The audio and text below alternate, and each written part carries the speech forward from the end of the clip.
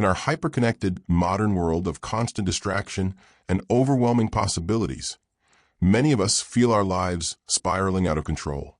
We're consumed by anxiety about uncertain futures, haunted by regrets about unchangeable pasts, and paralyzed by a nagging sense that we're not living up to our potential. We chase productivity hacks and organizational apps, yet somehow feel increasingly scattered and unfulfilled. The statistics tell the story. 77% of Americans regularly experience physical symptoms caused by stress. 73% report psychological symptoms. Burnout, anxiety disorders, and depression have reached epidemic proportions. Despite unprecedented access to information and convenience, we're not becoming happier or more fulfilled. What if I told you that an ancient philosophy, one practiced by Roman emperors like Marcus Aurelius, slaves like Epictetus, and statesmen like Seneca, holds timeless wisdom that can transform your chaotic life starting today? A philosophy tested across centuries and social classes, designed not for ivory tower contemplation, but for practical living in a complex, often challenging world? Stoicism emerged in Athens around 300 BCE and flourished for nearly 5 centuries as one of the most influential philosophical schools in the ancient world. Yet many misconceptions about it persist today. Stoicism isn't about suppressing emotions or maintaining a stiff upper lip in the face of suffering. It's not about denying joy or becoming coldly rational. Instead, it's a comprehensive, practical philosophy designed to help you navigate life's complexities with grace, purpose, and inner tranquility. It offers specific techniques for managing emotions, clarifying values, making difficult decisions, and finding meaning in both triumph and adversity.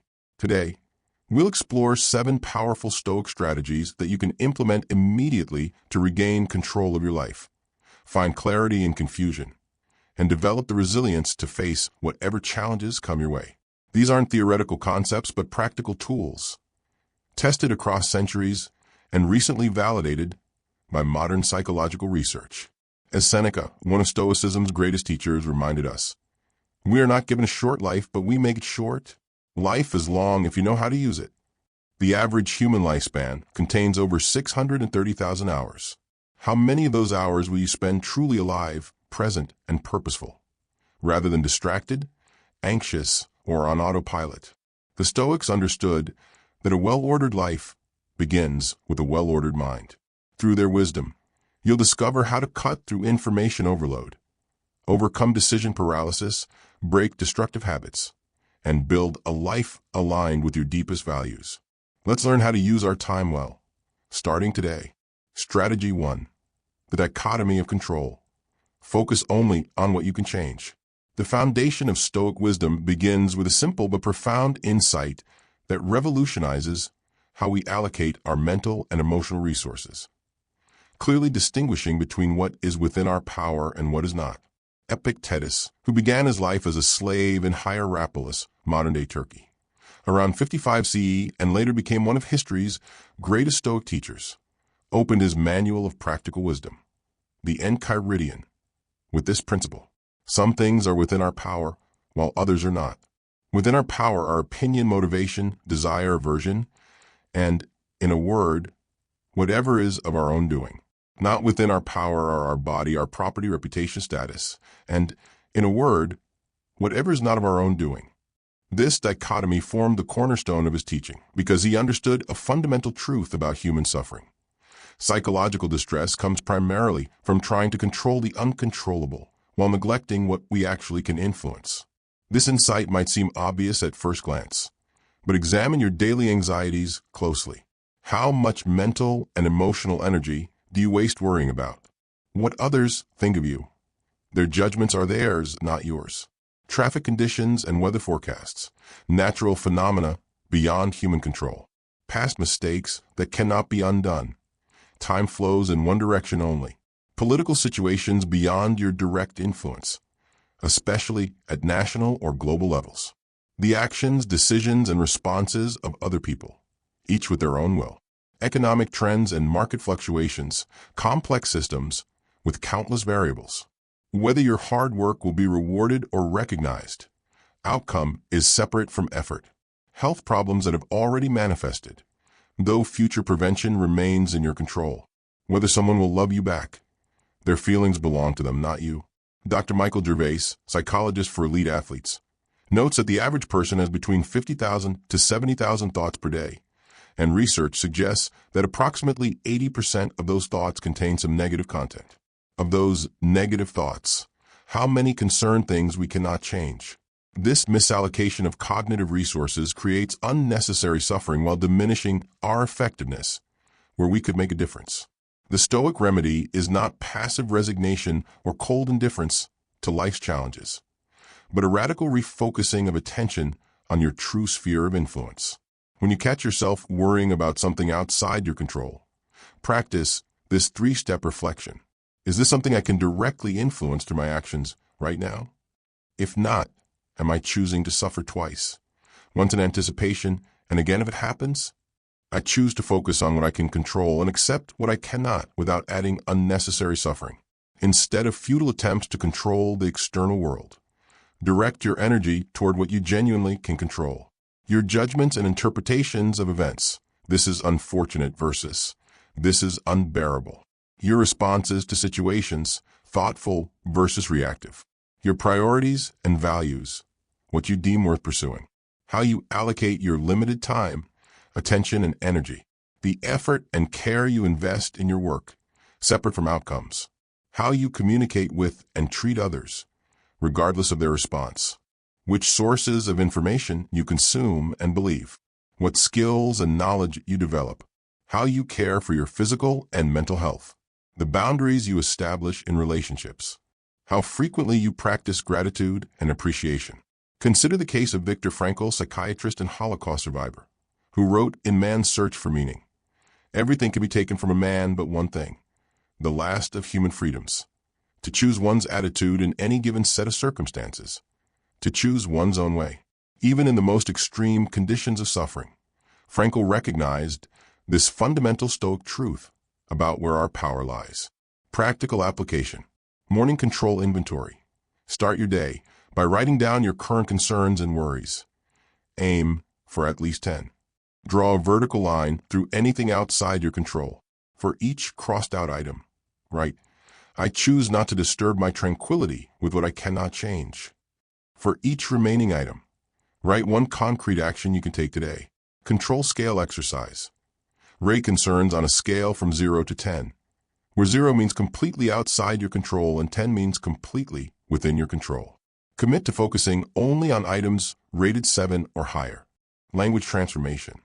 Notice when you use phrases like "I need them to," or "they should," or "the world ought to." Each reveals an attempt to control the uncontrollable. Transform these statements into what you can control. "I will respond by," or "I choose to." Circle of control visualization. Draw 3 concentric circles labeled complete control, some influence, and no control. Place your current concerns in the appropriate circle. Focus your energy on the inner circle. Use strategic approaches for the middle circle and practice acceptance for the outer circle. Control journal. Keep a weekly log of situations where you felt anxious or upset. Note whether your distress stemmed from trying to control something outside your power. Record how you could refocus on your actual sphere of influence. Marcus Aurelius, Emperor of Rome from 161 to 180 CE and devoted Stoic, reminded himself each morning in his private journals, later published as meditations. You have power over your mind, not outside events. Realize this, and you will find strength. The psychological benefits of this shift are profound.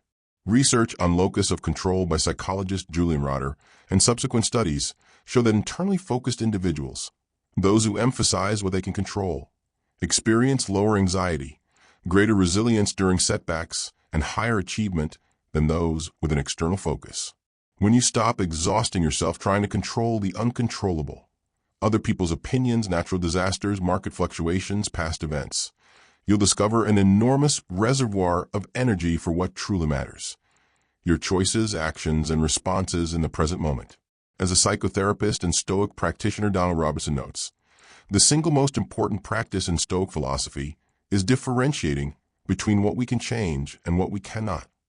This distinction alone can transform your life from a chaotic struggle against reality into a focused journey of meaningful action. Strategy 2. Negative visualization. Prepare for challenges before they arrive. The second Stoic strategy might seem counterintuitive, even heretical, in today's positive vibes-only culture that often equates negativity with toxicity. It's called premeditatio malorum, the premeditation of evils, and involves deliberately, systematically contemplating potential hardships, losses, and challenges before they occur.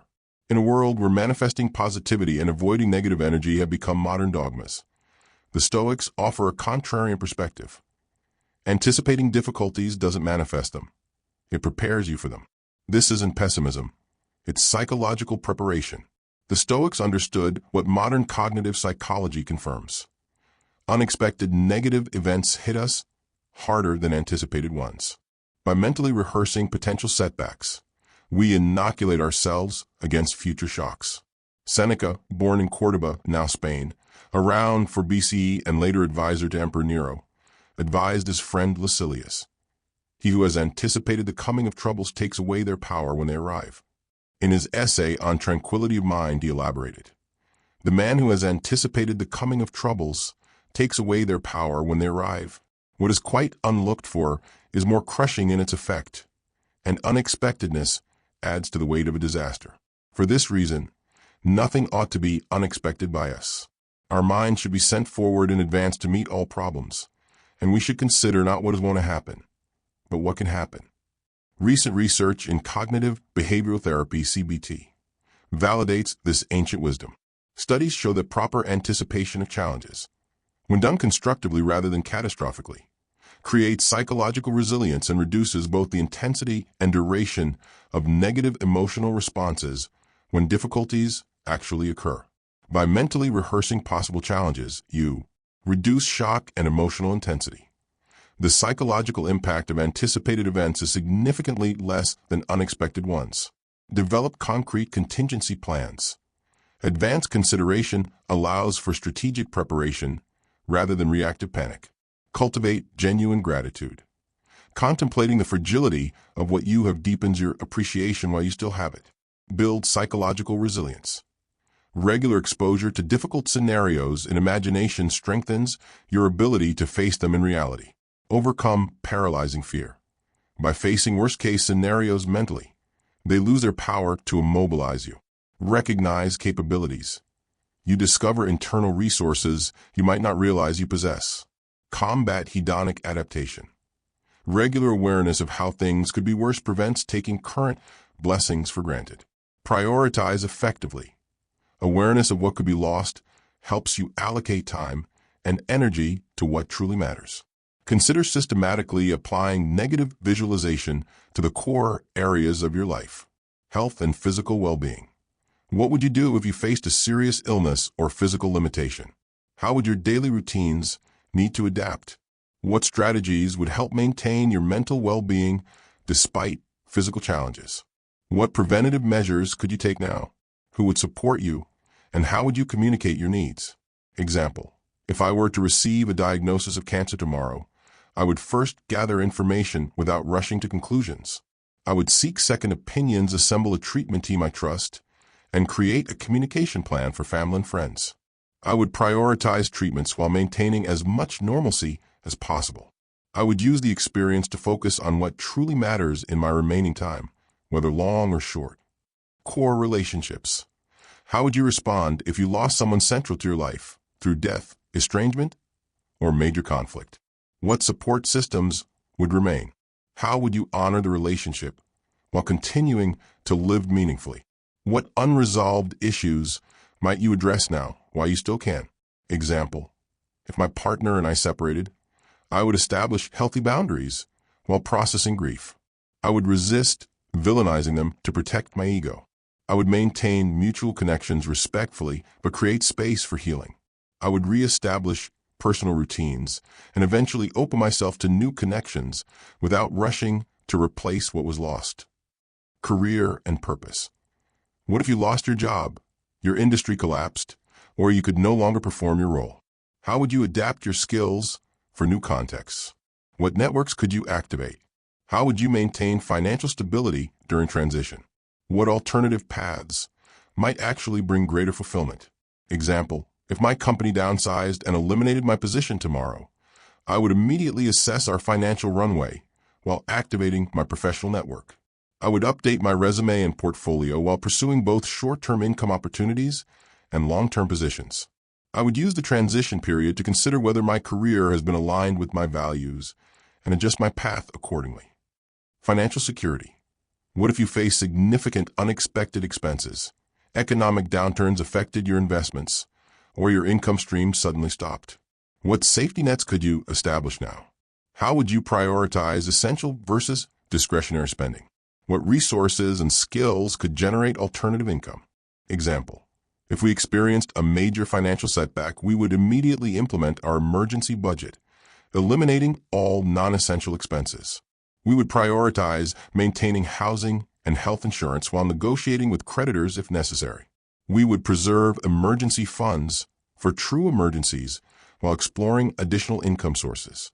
We would remember that many people live happily with far less than we have now. Living situations. What if you needed to leave your home due to natural disaster, economic necessity, or safety concerns? What essentials would you take? Where would you go? How would you rebuild community in a new location? Reputation and identity.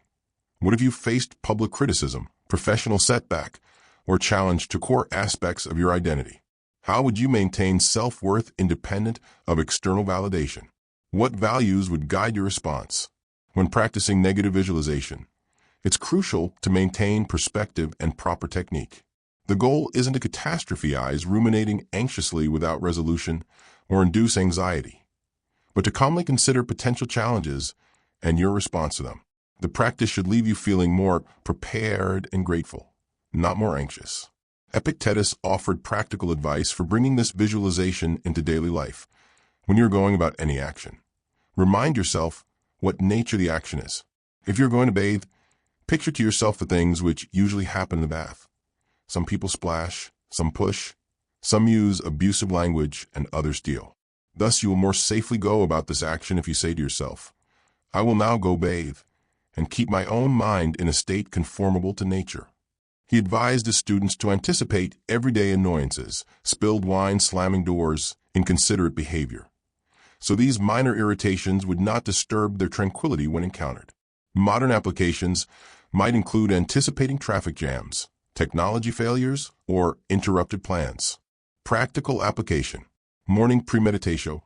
Each morning, spend 3 to 5 minutes contemplating one potential challenge you might face, ranging from minor inconveniences to major life disruptions. Visualization sequence. Vividly imagine the situation unfolding with sensory details. Notice your initial emotional reaction without judgment. Visualize yourself responding with wisdom, patience, and resilience. Mentally rehearse specific coping strategies and perspectives that would help. Picture yourself emerging from a challenge with important lessons learned. Contingency planning. For your most significant vulnerabilities, create written contingency plans with specific action steps. Share these with trusted others when appropriate. Gratitude bookending. Always conclude negative visualization by appreciating what you currently have that might one day be lost. Say to yourself, right now, this blessing is mine to enjoy, though it may not always be so. Weekly deep dive. Once weekly, spend 15 to 20 minutes exploring a major life domain, health, relationships, work, etc., more thoroughly, developing both preventative measures and response strategies.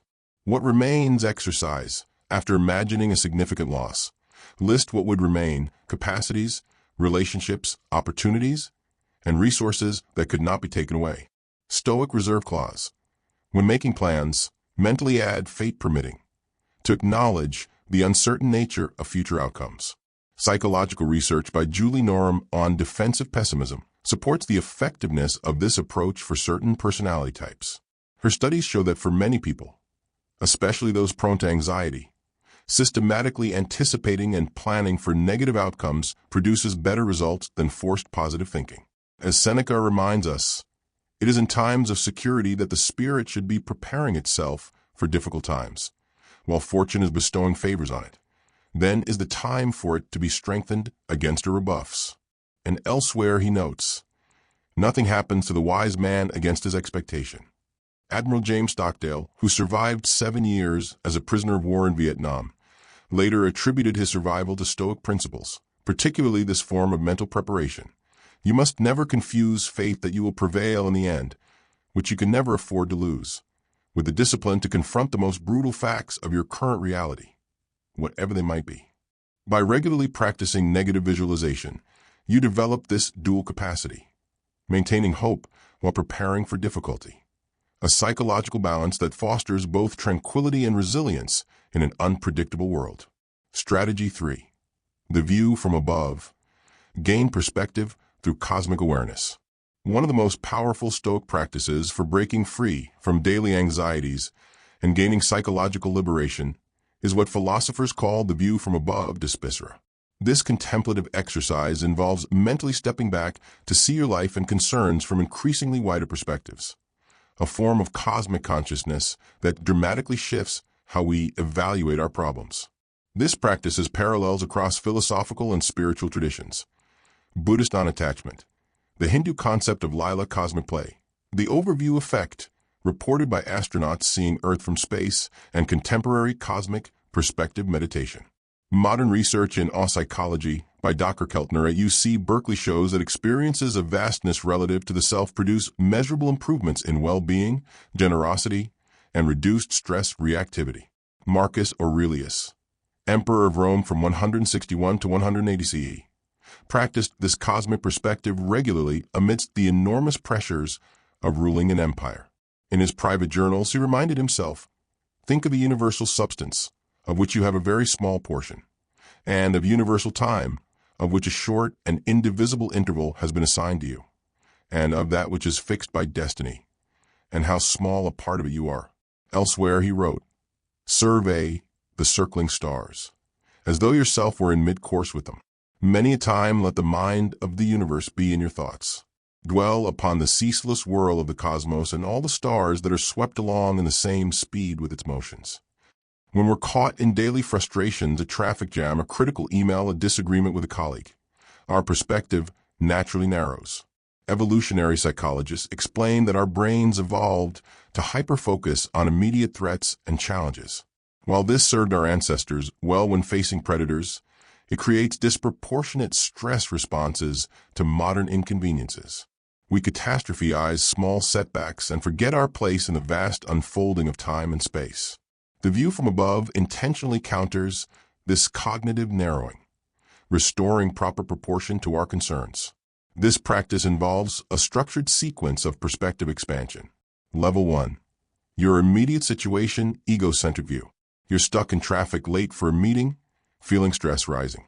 Your attention is completely absorbed by this immediate frustration. Level 2. Your day in its entirety, extended temporal view. This is one moment in a 24-hour period that contains many other possibilities for meaning, connection, and accomplishment. This traffic delay represents perhaps 1% of your waking hours today. Level 3. Your life as a whole, biographical view. This day is one of approximately 30,000 you'll experience in a lifetime. Many will be filled with joy and significance you can't yet imagine. Will this delay matter in your deathbed reflections? Level 4. Your community social view. Around you in this same city, thousands of others are experiencing their own private triumphs and tragedies. Births, deaths, diagnoses, celebrations, losses, discoveries. Level 5. Human history, historical view.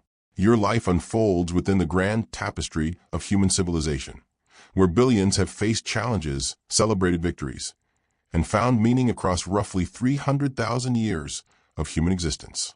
Countless others have sat in traffic, missed meetings, and survived. Level 6. Evolutionary time, biological view. Human existence represents just one recent branch on the tree of life that has been evolving for 3.5 billion years through countless adaptations and extinctions. Level 7. Geological time, planetary view. Life itself is a recent phenomenon on a planet that has existed for 4.5 billion years, with continents forming, separating, and reforming through tectonic movements.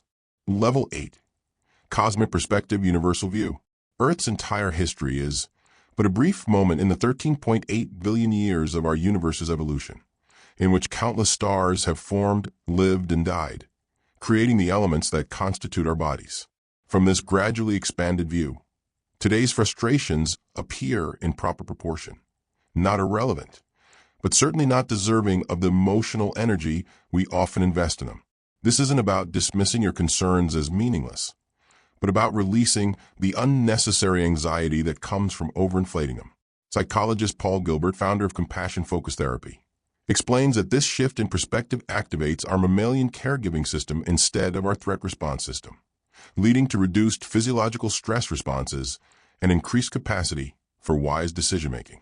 As Seneca wrote in a letter to his friend Lucilius, "We are more often frightened than hurt, and we suffer more from imagination than from reality."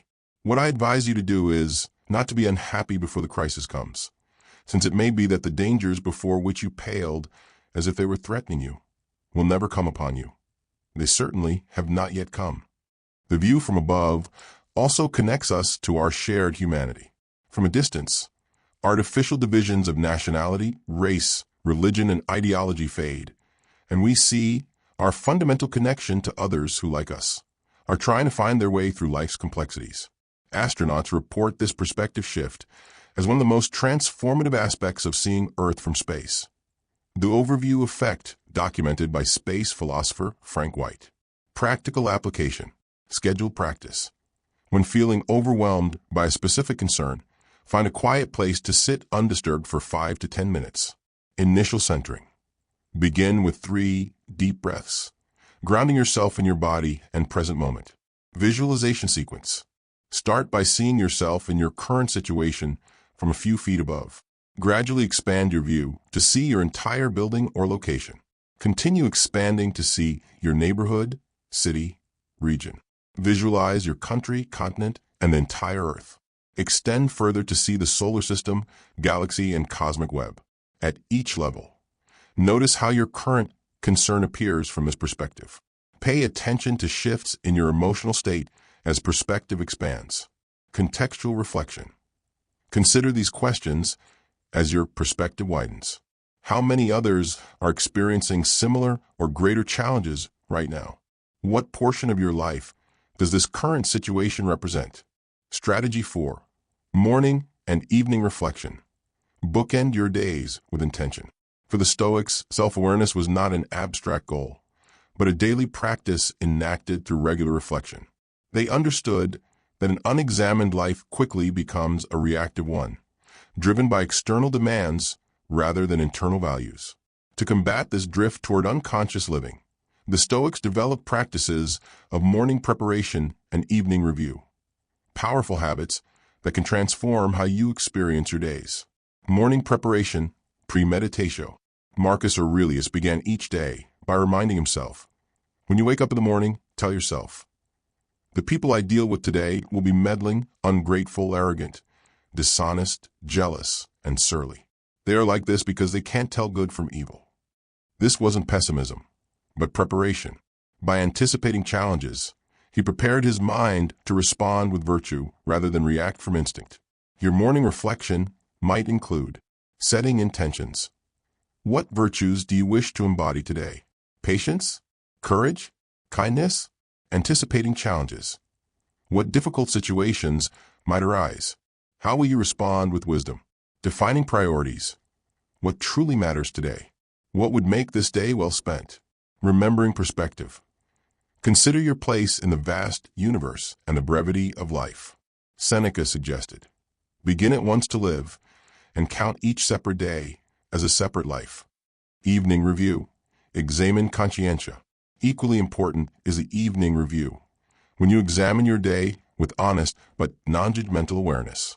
Seneca wrote that each night he would scrutinize my entire day and go back over what I've done and said, hiding nothing from myself, passing nothing by. Your evening reflection might explore what went well, what actions aligned with your values, what brought genuine fulfillment? What could improve? Where did you fall short of your ideals? How might you respond differently next time? What you learned? What new insights or wisdom did the day provide? What deserves gratitude? What people, experiences, or opportunities merit your appreciation? Epictetus advised his students, "Allow not sleep to close your wearied eyes until you have reckoned up each daytime deed." This practice isn't about harsh self-judgment, but honest assessment. When you identify areas for improvement, respond with compassionate commitment to growth rather than criticism. Practical application. Create a simple journal template with prompts for morning and evening reflection. Start with just 5 minutes at each end of your day. Focus on actionable insights rather than vague aspirations. Track patterns over time to identify recurring challenges. As you develop this practice, you'll find yourself increasingly living by design rather than default, building days aligned with your deepest values rather than merely responding to external demands. Strategy 5. Voluntary discomfort. Build resilience through deliberate challenges. The modern world offers unprecedented comfort and convenience. With a tap of a screen, we can regulate our environments, satisfy our appetites, and avoid discomfort. Yet the Stoics recognized a paradox. Excessive comfort weakens us, while voluntary discomfort builds psychological strength. Seneca, despite his wealth, regularly practiced periods of voluntary poverty. Set aside a certain number of days, during which you shall be content with the scantiest and cheapest fare, with coarse and rough dress, saying to yourself the while, "Is this the condition that I feared?" This practice, what modern Stoics call voluntary discomfort, serves multiple purposes, building confidence in your resilience. When you deliberately face discomfort, you discover your capacity to endure challenges, reducing fear of the unknown. By experiencing deprivation in controlled conditions, you diminish anxiety about potential losses. Cultivating gratitude. Temporary discomfort heightens appreciation for everyday comforts we typically take for granted. Strengthening willpower. Choosing discomfort when you could choose ease builds the mental muscle needed for difficult decisions. Musonius Rufus, another Stoic teacher, emphasized that to habituate oneself to frugality is to be wealthy without possessions. Forms of voluntary discomfort. Physical challenges. Cold showers, intense exercise, fasting. Simplicity practices. Wearing simple clothes, eating plain foods, reducing entertainment. Comfort zone expansion. Public speaking, difficult conversations, learning new skills. Digital discomfort. Periods without internet, social media fasts, phone-free days. Financial frugality. Living below your means, periods of minimal spending. The key is intentionality. Choosing discomfort for growth rather than having it thrust upon you. Practical application. Start small with manageable challenges, a 5-minute cold shower, a 24-hour social media fast. During the discomfort, observe your reactions without judgment. Afterward, reflect on what you learned about yourself. Gradually increase intensity as your comfort zone expands. As Epictetus advised, difficulties strengthen the mind, as labor does the body. Remember that the goal isn't suffering for its own sake, but developing the inner strength that comes from knowing you can handle discomfort when necessary. Strategy 6. Values clarification. Define your personal hierarchy of virtues. The ancient Stoics organized their lives around core virtues: wisdom, courage, justice, and temperance. These weren't abstract ideals, but practical guides for daily decision-making. They understood that without clear values, we become vulnerable to distraction, manipulation, and the tyranny of urgent but unimportant demands. Epictetus challenged his students. How long are you going to wait before you demand the best for yourself? This best wasn't material success or pleasure, but a life aligned with virtue. In our complex modern world, clarifying your personal values hierarchy is essential for getting your life in order. Without this clarity, you'll continually be pulled in opposing directions by competing priorities and others' expectations. Why values clarification matters. Decision simplification. When faced with difficult choices, clear values provide a framework for evaluation. Resilience to social pressure. Knowing your values helps you resist being swayed by others' opinions. Resource allocation. Clear values help you distribute your limited time, energy, and attention. Identity consolidation. Articulated values create a stable sense of self amid changing circumstances. Goal alignment. Values ensure your objectives serve what truly matters to you. As Marcus Aurelius reminded himself, if you work at that which is before you, following right reason seriously, vigorously, calmly, without allowing anything else to distract you, you will live happily. No one can prevent that. Practical values clarification. Generate potential values. Create a comprehensive list of values that resonate with you, e.g., wisdom, integrity, connection, creativity, health, learning, contribution. Test for authenticity. For each value, ask, would I maintain this even if it brought no external reward or recognition? Create a hierarchy. Force yourself to rank your values in order of importance for those times when they come into conflict. Operationalize each value. Define specific behaviors that embody each value in your daily life. Identify value violations. Recognize patterns where your actions contradict your stated values. Remember that values clarification isn't a one-time exercise, but an ongoing process of refinement through experience and reflection. Practical application. Schedule a personal retreat, even just a few hours, dedicated to values clarification.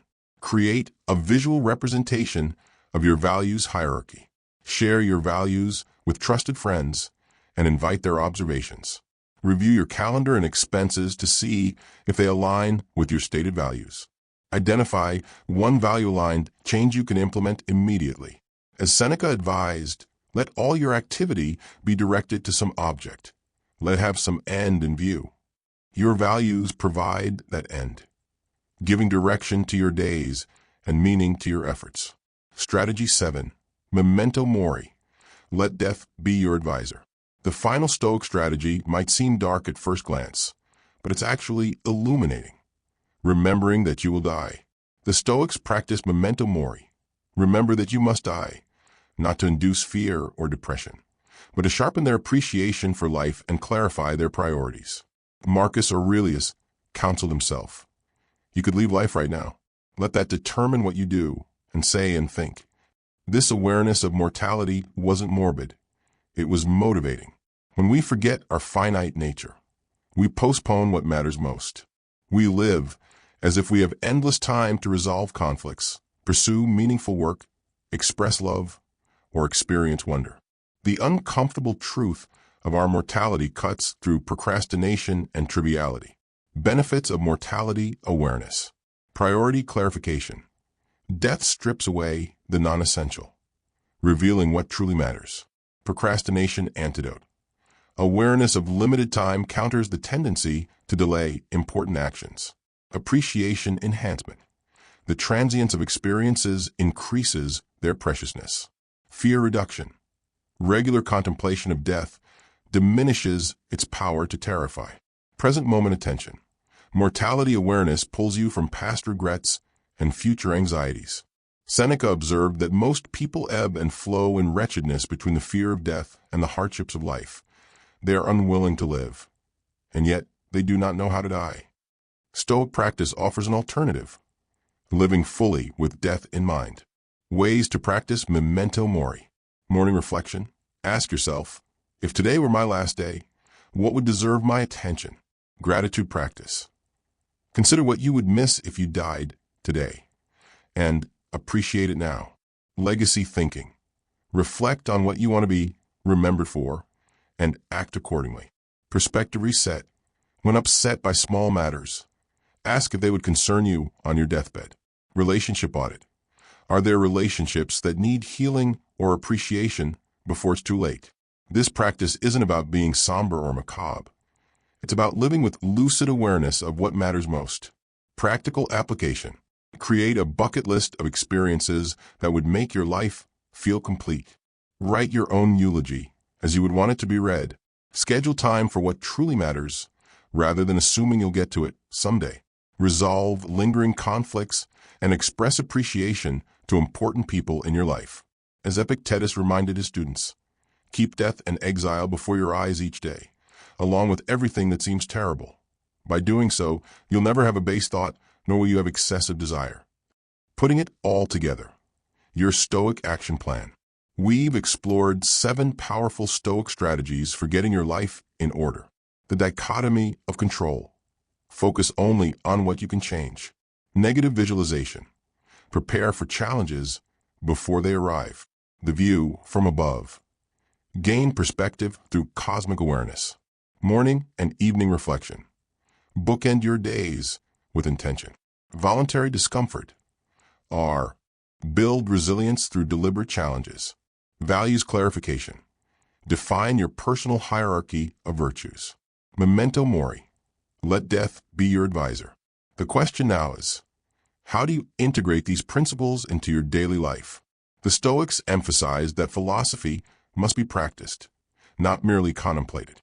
As Epictetus said, if you didn't learn these things in order to demonstrate them in practice, what did you learn them for? Here's a practical framework for implementation. Start with a single practice. Rather than attempting all 7 strategies at once, choose one that resonates most strongly with your current situation. Master this practice before adding others. Create environmental triggers.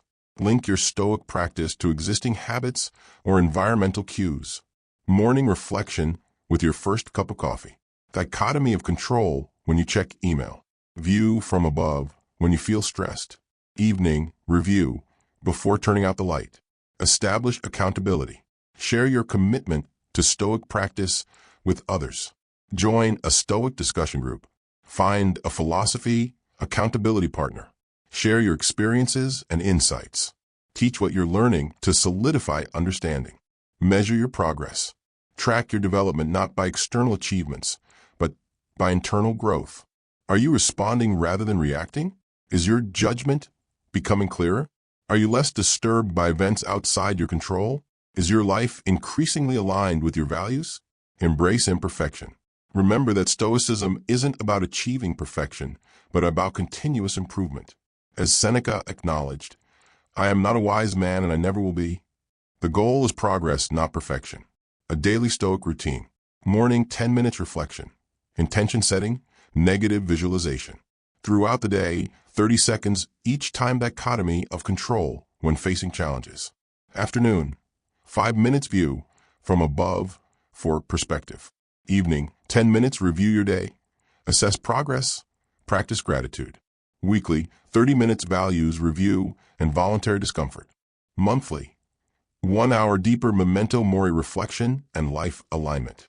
As Marcus Aurelius reminded himself, waste no more time arguing about what a good person should be. Be one. Conclusion. Philosophy as a way of life. We've explored 7 powerful Stoic strategies for bringing order to your life. But these practices are more than self-improvement techniques. They represent an entire philosophy of life. The ancient Stoics didn't separate philosophy from living.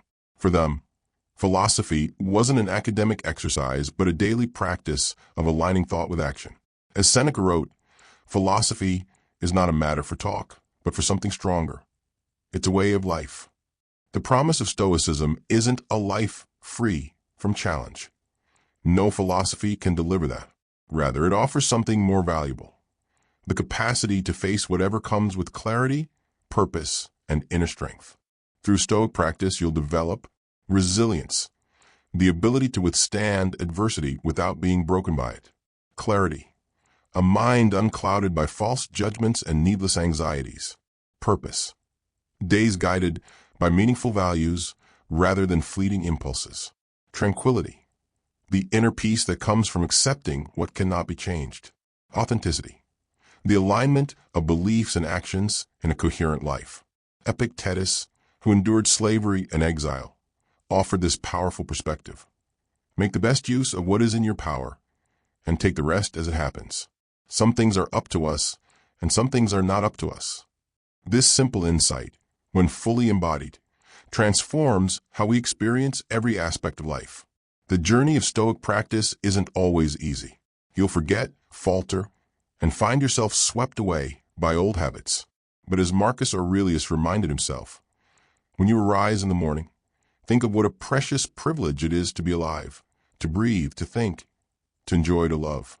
Each day offers a new opportunity to practice, to grow, to bring your life more fully in line with what you value most.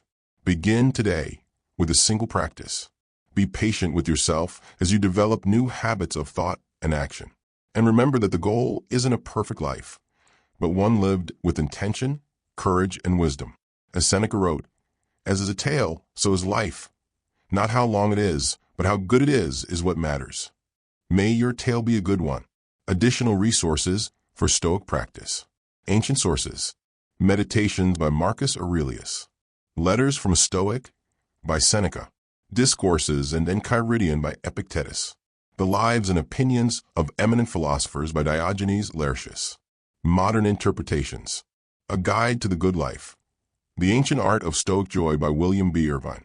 How to be a Stoic by Massimo Pigliecci. The Daily Stoic by Ryan Holiday and Stephen Hanselman. Stoicism and the Art of Happiness by Donald Robertson. Practices and Communities. Daily Stoic website and newsletter. Stoicism subreddit. Stoic Week annual event. Local Stoic meetup groups. Remember that Stoicism is meant to be practiced, not merely understood. Regular application of these principles, even imperfectly, will yield greater benefits than perfect comprehension without implementation. Personal reflections.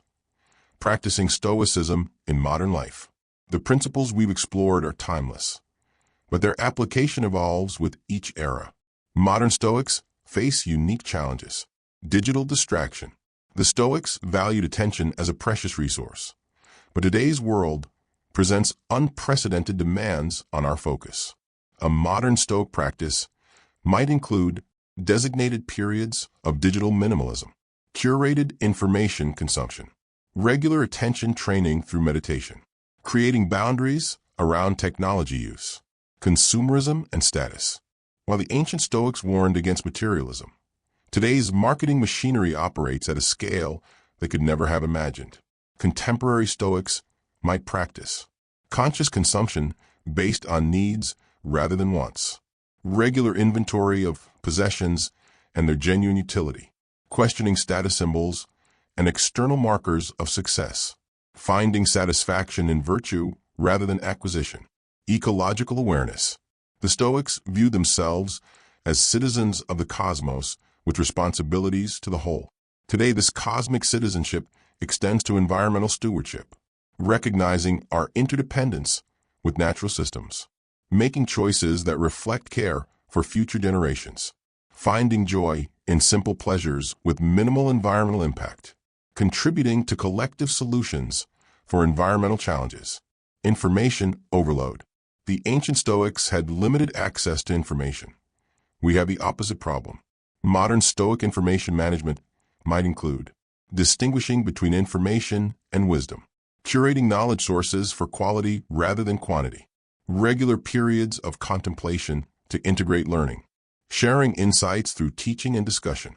As you adapt these timeless principles to contemporary challenges, remember that Stoicism has always been a living philosophy, evolving through personal practice and communal dialogue.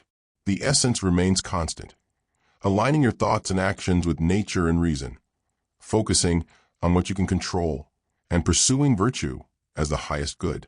In the words of Seneca, philosophy calls for simple living, not for doing penance, and the simple way of life need not be a crude one.